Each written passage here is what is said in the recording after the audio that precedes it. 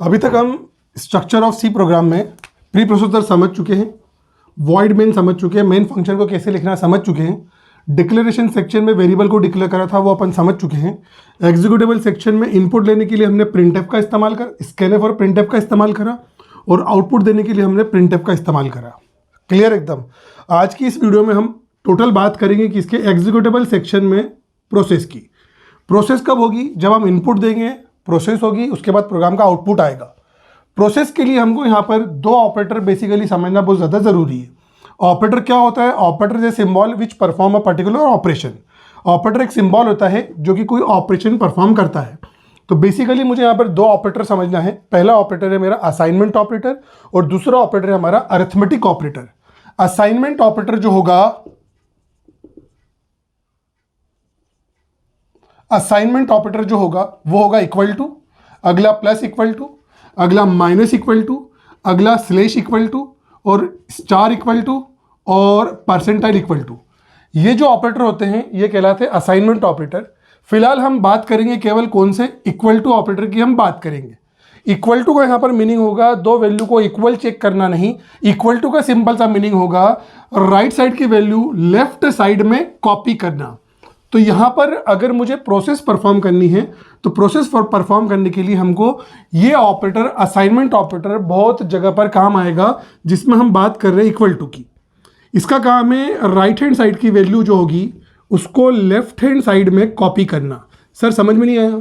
अब मेरे पास कोई दो वेरिएबल है, मैंने लिखा इंटीजर ए और बी। अब ए की वैल्यू मैंने कोई ली और बी की वैल्यू मैंने नहीं दी। मैं चाहता हूं कि ए की वैल्यू कॉपी किस में हो जाए? बी में कॉपी हो जाए। तो मुझे क्या लिखना पड़ेगा? b is equal to a semicolon. इसका मतलब क्या होगा कि मैं a नाम के वेरिएबल की वैल्यू कॉपी किस में कर दूंगा? b नाम के वेरिएबल में मैं कॉपी कर दूंगा। अब इसमें इंपॉर्टेंट बात मुझे क्या याद रखनी है कि इक्वल टू के राइट हैंड साइड पर वेरिएबल भी आ सकता है और कोई अरिथमेटिक एक्सप्रेशन भी आ सकता है, कोई फंक्शन कॉल भी आ सकता है। इसका मतलब कुछ भी चीज़ आ सकती है राइट हैंड साइड पर। फॉर एग्जाम्पल अगर मैंने लिखा इंटीजर ए सेमीकोलन, तो मैं यहाँ पर क्या करूँगा? अगर मुझे ए को कोई वैल्यू असाइन करनी है तो मैंने लिखा ए इज इक्वल टू 10। इसका मतलब क्या हुआ? ए नाम के वेरिएबल के पास इंटीजर टाइप की वैल्यू 10 असाइन हो गई। अगला अगर मैं लिखता हूँ A is equal to A plus B, इससे क्या होगा? ए नाम के वेरिएबल में राइट हैंड साइड पर एक मैंने अरिथमेटिक एक्सप्रेशन लिखा, तो अरिथमेटिक एक्सप्रेशन की वैल्यू सॉल्व होने के बाद ए को असाइन हो गई। अगला मैंने लिखा a इज इक्वल टू कोई फंक्शन मैंने कॉल करा। सर ये फंक्शन समझ में नहीं आता है, कोई दिक्कत नहीं, बाद में समझ में आएगा। अगर मैं कोई फंक्शन को कॉल करता हूं और अगर वो कोई फंक्शन वैल्यू रिटर्न करेगा तो वो किसके पास चले जाएगी? ए के पास चले जाएगी। ओवरऑल कहने का मतलब है कि जब भी मैं इक्वल टू ऑपरेटर का इस्तेमाल करूंगा राइट साइड की वैल्यू लेफ्ट में कॉपी हो जाएगी, मूव हो जाएगी, है ना, ट्रांसफर हो जाएगी। ठीक है ना? ऐसा नहीं होगा कि राइट साइड की वैल्यू खत्म हो जाएगी, उस वैल्यू को हम क्या कर रहे हैं? लेफ्ट हैंड साइड में कॉपी कर रहे हैं। बेसिकली असाइनमेंट ऑपरेटर का इतना काम है। क्लियर एकदम। सर आपने और भी असाइनमेंट ऑपरेटर लिखे थे, रुको अभी समझते हैं अपन उसको आगे। चलिए अब हम बात करते हैं प्रोसेस में। अगला जो ऑपरेटर है हमारा वो है अरिथमेटिक ऑपरेटर। अरिथमेटिक ऑपरेटर में फिलहाल हम सिर्फ 3 ऑपरेटर की बात करेंगे। पहला है प्लस ऑपरेटर, अगला है माइनस ऑपरेटर, अगला है स्टार, है ना। स्टार मतलब एस्टेरिक सिंबल जो कि इस्तेमाल होगा काहे के लिए? मल्टीप्लाई के लिए। चलिए बात समझ में आती है। प्लस माइनस और स्टार ये बाइनरी ऑपरेटर है, इनको जरूरत होती है 2 ऑपरेंड की हमेशा। बिना 2 ऑपरेंड के ये काम अकेले नहीं कर सकते। ठीक है सर। अगर मुझे 3 वेरिएबल है मेरे पास, इंटीजर, पहला वेरिएबल कौन है? ए है, अगला वेरिएबल बी है। इन दोनों का मुझे अगर सम बनाना है, कैलकुलेट करना है, सम कैलकुलेट करना है, तो तीसरा वेरिएबल मैंने क्या ले लिया? सम ले लिया। अब ए और बी की मुझे कोई वैल्यू लेना पड़ेगी प्रिंटफ और स्कैनफ की मदद से, जो अपन ने पिछले वीडियो में समझा। तो अब जब हमने ए और बी की वैल्यू ले ली है उसके बाद मुझे सम को असाइन करना है। तो पहली बात तो यहाँ पर मैं क्या लिखूंगा? लेफ्ट हैंड साइड पर आ जाएगा सम, क्योंकि मुझे वैल्यू सम को असाइन करनी है। सम इज इक्वल टू क्या करूंगा मैं? ए प्लस बी लगा दूंगा मैं सेमीकोलन। सेमीकोलन क्यों लगाऊंगा मैं? क्योंकि सी प्रोग्राम में हर स्टेटमेंट टर्मिनेट कैसे होता है? सेमीकोलन से। बात समझ में आती? कोई दिक्कत नहीं। तो यहाँ पर मैंने कौन सा ऑपरेटर इस्तेमाल करा? प्लस ऑपरेटर इस्तेमाल करा। तो प्लस कौन है? हमारा एक अरिथमेटिक ऑपरेटर है जो 2 या 2 से ज्यादा ऑपरेंड्स पर अरिथमेटिक प्लस परफॉर्म करेगा। अब क्या हुआ यहाँ पर, इक्वल टू का काम क्या है, राइट साइड की वैल्यू लेफ्ट में कॉपी करना। तो यहाँ पर जैसे क्या होगा, a प्लस बी कैलकुलेट होगा और हम तीसरे वेरिएबल को असाइन कर देंगे सम को। सर आपने यहाँ पर सम क्यों लिखा? सम इसलिए लिखा मैंने क्योंकि वेरिएबल का नाम, पिछली वीडियो में भी बताया मैंने कि वेरिएबल का नाम हमेशा उसके काम के मुताबिक रखना चाहिए। सर अगर मुझे माइनस करना होगा तो हम क्या लिखेंगे, a माइनस बी लिख देंगे, सिंपल सी बात है। इसका मतलब ये हुआ कि प्लस माइनस और मल्टीप्लाई इनको मैं जब इस्तेमाल करता हूं तो 2 या 3 या 4 वैल्यूज पर मैं इस्तेमाल करता हूं। क्या बोले सर? अरे हाँ भाई, 2, 3 या 4 वैल्यू पर मैं इस्तेमाल कर सकता हूं। सम इज इक्वल टू मैं a प्लस बी प्लस सी भी लिख सकता हूं। तो मैं, ये बाइनरी ऑपरेटर है, इसका मतलब पहले इन दोनों को कैलकुलेट होगा, पहले ये कैलकुलेट होगी चीज़ और उसके बाद फिर जो कैलकुलेशन होकर आएगा वो कैलकुलेशन होगा। प्रायोरिटी और प्रेसिडेंस वो सब आगे की बात है, उसमें अभी अपन उलझना नहीं चाहते हैं। तो यहाँ पर प्लस माइनस और स्टार का जो मीनिंग है, हम उसमें केवल बेसिक अरिथमेटिक परफॉर्म कर सकते हैं। क्लियर एकदम? सर अगर मैं एक वैल्यू लेता हूं यूजर से और उसका मुझे स्क्वायर निकालना है तो स्क्वायर हम कैसे निकालेंगे? मान लो कोई एक वैल्यू हमने काय में ली, n में ली। अब n का मुझे स्क्वायर निकालना है तो मैं सिंपल सी बात क्या करूंगा, n इंटू एन, ठीक है ना। तो यहाँ पर मैंने किसका इस्तेमाल करा, मल्टीप्लाई का इस्तेमाल करा, तो यहाँ पर वैल्यू क्या होगा, स्क्वायर निकल गया। अगर मुझे किसी वैल्यू का क्यूब निकालना है तो n इंटू एन कर दूंगा मैं, तो यहाँ पर किसी भी वैल्यू का क्यूब निकल जाएगा। चलिए बात समझ में आती है। यहाँ पर n स्क्वायर पॉसिबल नहीं है और n क्यूब भी पॉसिबल नहीं है। ये सुपर स्क्रिप्ट सब स्क्रिप्ट प्रोग्रामिंग में नहीं चलेगा। प्रोग्रामिंग में कंप्यूटर को, कंपाइलर को बेसिक अरिथमेटिक क्या आता है, सिर्फ प्लस माइनस मल्टीप्लाई स्लेश और परसेंटाइल, डिवाइड और परसेंटाइल। ये अगली वीडियो में आएगा क्योंकि इसका बहुत ज़्यादा मैजिक है, इसका पूरा मैजिक अपन को समझना पड़ेगा। तो अभी फिलहाल हमने क्या समझा, अरिथमेटिक ऑपरेटर के हमने 3 बेसिकली फंडे समझ लिए।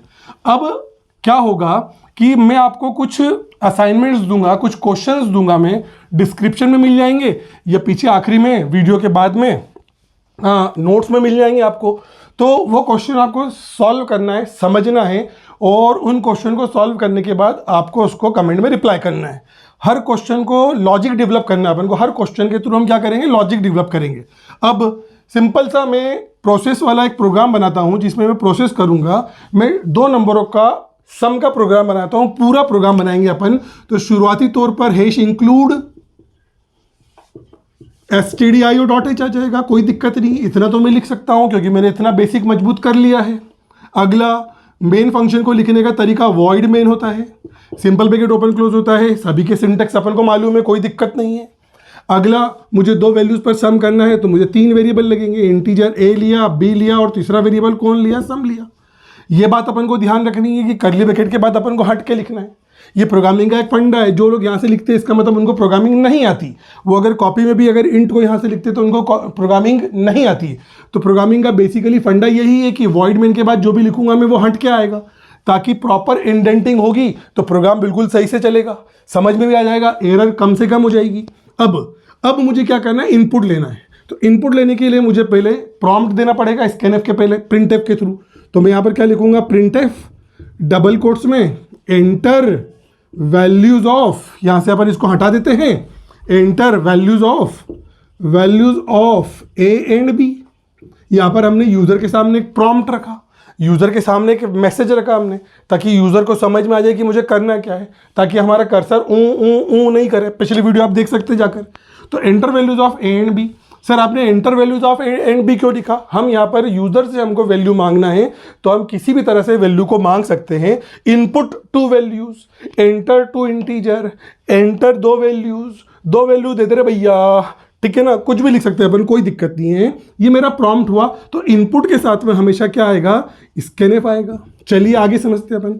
कितनी वैल्यू मांगी मैंने यूजर से? 2 वैल्यू मांगी। जब मैं यूजर से 2 वैल्यू मांगूंगा तो यहाँ पर फॉर्मेट स्पेसिफायर कितनी बार आएगा, 2 बार आएगा। स्कैनएफ का सिंटेक्स हमने पढ़ा हुआ पिछली वीडियो में। यहाँ पर मैं लिखूंगा m% ऑफ a और m% ऑफ b। इसका मतलब क्या होगा, मेमोरी में 2 वेरिएबल बने, फटाफट a बना और b बना। दोनों कितने कितने बाइट के बने, 4 बाइट के बने। 2 वैल्यू मैंने यूजर से ले ली, 10 और 20। तीसरा वेरिएबल कौन है मेरे पास, सम है, वो भी इंटीजर टाइप का है, वो भी 4 बाइट का बनेगा। ये अभी क्या हुआ, इनपुट हुआ। क्या हुआ, ये अभी इनपुट हुआ। इनपुट के बाद अगली क्या चीज आती है, प्रोसेस आती है। तो प्रोसेस के लिए मैं क्या लिखूंगा, sum is equal to a plus b semicolon. तो a और b का मैं सम करूंगा। इसके बाद क्या होगा, कैलकुलेशन के बाद मैं प्रिंट करूंगा प्रिंट एफ, क्योंकि मुझे प्रोसेस के बाद क्या देना, आउटपुट भी देना है। तो यह मेरा इनपुट हुआ, ये इनपुट हुआ, अगला प्रोसेस हुई, अगला आउटपुट आएगा। आउटपुट में क्या लिखूंगा मैं, sum of A and B is equal to 30। तो ये गलत हो जाएगा। क्यों गलत होगा, क्योंकि पिछली वीडियो में अपन ने एक्स की वैल्यू को डिस्प्ले करना सीखा था। अगर मैं 30 लिखूंगा और मैं वैल्यू 10 20 की जगह पर 40 40 दूं तो 80 आना चाहिए, जबकि यहाँ पर 30 आएगा, क्योंकि 30 कौन है, यहाँ पर एक मैसेज है। तो मैं चाहता हूं कि वेरिएबल की वैल्यू स्क्रीन पर डिस्प्ले हो, तो उसके लिए फॉर्मेट स्पेसिफायर आएगा। अगर फॉर्मेट स्पेसिफायर पूरे मैसेज में आया तो मुझे बताना भी पड़ेगा कि किसका कौन से वेरिएबल की वैल्यू आएगी। तो मैंने लिखा सम, कर्ली ब्रैकेट को मैंने क्लोज कर दिया। अगर, तो यहाँ पर ये क्या हुआ, आउटपुट हुआ। अगर मैं लिखूंगा यहाँ पर एंटर टू इंटीजर वैल्यू, तो मैं आउटपुट में क्या लिखूंगा, sum of two integer value is percentile D sum. दो वैल्यू दे दे रहे भैया, तो दो वैल्यू का सम यह आया रे भैया, तो दो वैल्यू का सम परसेंटाइल डी है ना, आया है रे भैया, डबल कोट क्लोज सम। तो जैसा मैं मांगूंगा वैसा मेरे प्रोग्राम का आउटपुट आना चाहिए, जैसा मैं मांगूंगा वैसे मेरे प्रोग्राम का आउटपुट आना चाहिए। क्लियर एकदम, बात समझ में आती है, क्लियर एकदम, कोई दिक्कत नहीं। अब मैं आपको कुछ क्वेश्चंस दूंगा, वो क्वेश्चंस आपको सॉल्व करना है, और सॉल्व करने के बाद आपको उस क्वेश्चन का जो सॉल्व करने के बाद जो उसकी सॉल्यूशन है वो आपको कमेंट में लिखना है। समझ में आती बात। तो एक एक क्वेश्चन को समझना है और उसके बाद हर क्वेश्चन को समझकर कोड लिखना है, जिसमें सबसे पहले इनपुट आएगा, अगला प्रोसेस होगी और अगला आउटपुट आएगा। आज की वीडियो में इतना ही। अगली वीडियो में हम बात करेंगे स्लैश और परसेंटाइल के मैजिक की। बिल्कुल भी मत करना उस वीडियो को। और बार बार मैं बोल रहा हूं कि हर क्वेश्चन को समझना है और इनपुट प्रोसेस आउटपुट के मुताबिक आपको हर क्वेश्चन को सॉल्व करना है। भले ही छोटे छोटे क्वेश्चन हो, सिंपल क्वेश्चन हो, लेकिन आपको हर क्वेश्चन को चलाकर देखना है। Thank you so much.